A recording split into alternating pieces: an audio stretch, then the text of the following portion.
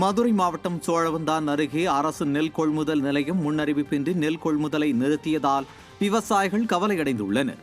முள்ளிப்பள்ளம் கிராமத்தில் 500க்கும் மேற்பட்ட ஏக்கரில் நெல் அறுவடை பணிகள் நடைபெற்று வரும் நிலையில் சோழவந்தான் அருகே உள்ள அரசு நெல் கொள்முதல் நிலையத்தில் கடந்த 10 நாட்களுக்கு மேலாக நெல் கொள்முதல் செய்வதை அதிகாரிகள் நிறுத்தியதாக கூறப்படுகிறது. இந்நிலையில் அறுவடை செய்யப்பட்ட நெல்மணிகள் மழையில் நனைந்து முளைத்து விட்டதாகவும் நெல் சாகுபடி செய்ய ஏக்கருக்கு 20,000 முதல் 30,000 ரூபாய் வரை செலவு செய்திருப்பதாகவும் விவசாயிகள் வேதனை தெரிவித்தனர். மேலும் அதிமுக அரசு நெல் கொள்முதல் செய்ய நடவடிக்கை எடுத்து தங்களது வாழ்வாதாரத்தை காப்பாற்ற வேண்டும் என விவசாயிகள் வலியுறுத்தியுள்ளனர்.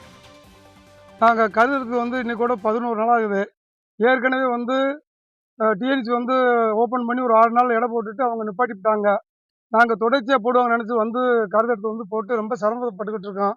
இந்த ஒரு வாரமாக மழையில் நனைஞ்சு வெயிலையும் மழையில் நனைஞ்சு ரொம்ப கஷ்டப்பட்டுக்கிட்டு இருக்கோம். ஏற்கனவே நாங்கள் நகை நட்டை அடை வச்சு தான் விவசாயம் பண்ணி அதை திருப்ப கூட வழி இல்லாமல் ரொம்ப கஷ்டப்பட்டு இருக்கோம்.